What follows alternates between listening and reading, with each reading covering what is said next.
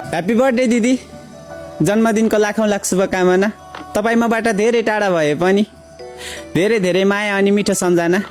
बाध्यता र परिस्थितिले गर्दा सात समुद्र पाडी खाडीमा भए पनि स्वस्थ रहनु, मस्त रहनु, व्यस्त रहनु।